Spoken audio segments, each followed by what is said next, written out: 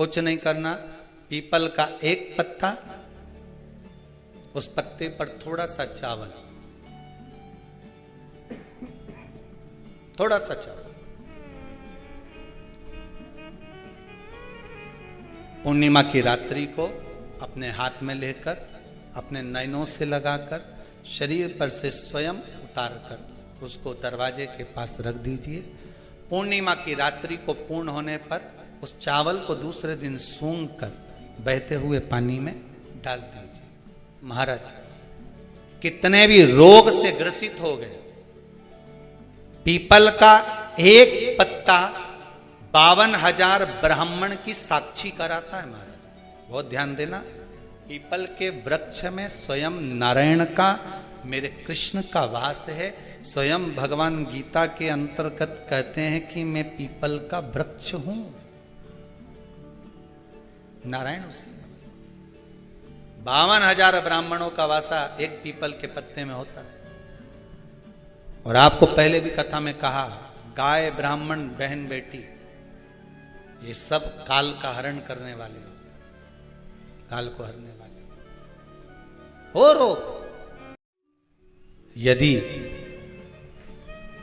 काया का रोग हो गया, मान लो शरीर कहीं से सफेद पड़ रहा है, कहीं से काला पड़ रहा है, शरीर में से खाल की फुकड़ी निकलना प्रारंभ हो गई हो, शरीर में काले काले चट्टे पड़ना चालू हो गए हों, या कोई विशेष रोग हो गया,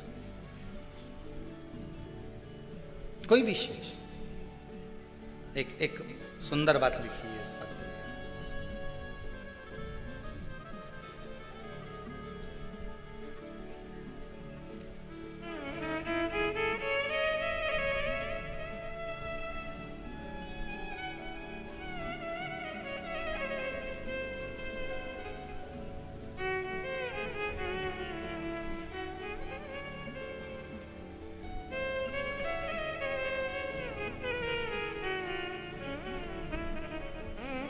इसी पत्र में लिखा है, इनके कोई रिश्तेदार को ब्लैक फंगस की बीमारी हो गई थी। महाराज एमबॉय हॉस्पिटल में इंदौर में दिखाने के बाद भर्ती करा गया। डॉक्टर ने एमआरआई का लिख दिया और कह दिया कि इसके जबड़ा निकलेगा। ये जिनने लिखा है पत्र, जबड़ा निकलेगा। पर ऑपरेशन रूम में भी ले गए, इसमें लिखा है। ये पत्र हम यहीं छोड़कर जाएंगे, आप बाद में पढ़ते रहना। हमारी आदत में जो भी पत्र आप लोग भेजते हो हम यहीं छोड़कर चले जाते, बाद में मर्जी पड़े तो पढ़ते रहना।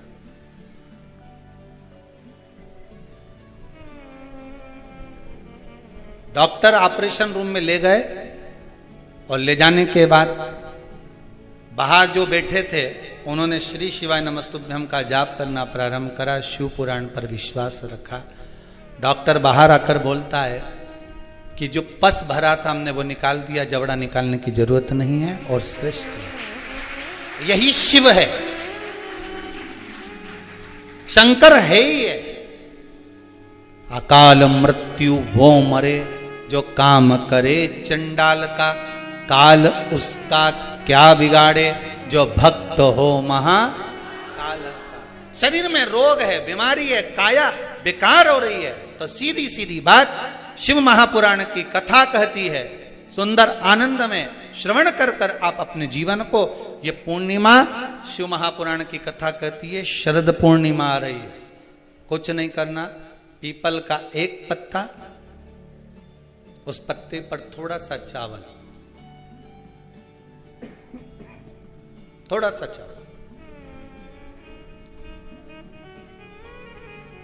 पूर्णिमा की रात्रि को अपने हाथ में लेकर अपने नयनों से लगाकर शरीर पर से स्वयं उतार कर उसको दरवाजे के पास रख दीजिए। पूर्णिमा की रात्रि को पूर्ण होने पर उस चावल को दूसरे दिन सूंघ कर बहते हुए पानी में डाल दीजिए। महाराज कितने भी रोग से ग्रसित हो गए, पीपल का एक पत्ता 52,000 ब्राह्मण की साक्षी कराता है। महाराज बहुत ध्यान देना, पीपल के वृक्ष में स्वयं नारायण का, मेरे कृष्ण का वास है। स्वयं भगवान गीता के अंतर्गत कहते हैं कि मैं पीपल का वृक्ष हूं।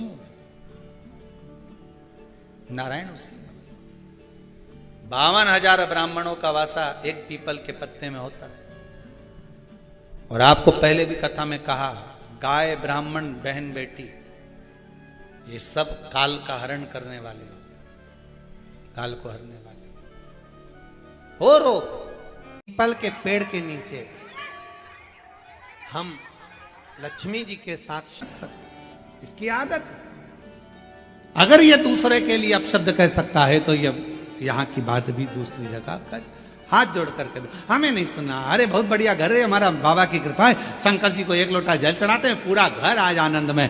बच्चे भी मंदिर जाने से पहले शिवालय जाते हैं, एक लोटा जल चढ़ाते हैं। बच्चे स्कूल से आते हैं, श्री शिवाय नमस्तुभ्यम कहते हैं। घर के दरवाजे पर श्री शिवाय नमस्तुभ्यम लिखा है। दिवाली की सफाई होगी, सब आनंद होगा, शंकर जी का भजन होगा। हमारे घर में निंदा का कोई काम नहीं है, क्योंकि तू अगर दूसरे की जगह की बात यहां कह रहा है तो हमारे यहां की ले जाकर भी दूसरी जगह जरूर कहेगा। इसलिए क्या किसको रोइए, चादर तान के सोइए। आग लगे बस्ती में अपन रहो। उसने क्या कर दिया, उसने होता है किसी किसी की आदत रहती है। एक बुढ़िया बैठी थी दरवाजे पर, और बुढ़िया बैठी दरवाजे पर, और दरवाजे पर बैठी बैठी वहीं से कपास की गाड़ी निकली। कपास की गाड़ी निकल कर जा रही थी। बुढ़िया ने विचार करा, कपास इतना इतना महंगा बिकेगा, कितना रेट आ जाएगा। सोचती सोचती बुढ़िया चक्कर खा के नीचे गिर गई। बुढ़िया नीचे गिरी, परिवार वाले आ गए। परिवार वालों ने आकर उस पर जल का छींटा दिया, बुढ़िया नहीं उठी। पानी छींटा, डॉक्टर को बुलाया, बुढ़िया नहीं उठी। पड़ोसन को मालूम पड़ा, क्या हुआ ना जाने हमारी मम्मी को क्या हो गया, चक्कर खा के नीचे गिर गई। इतने में पड़ोसन ने पूछा, कुछ निकल कर गया था क्या यहाँ से? हाँ, कपास की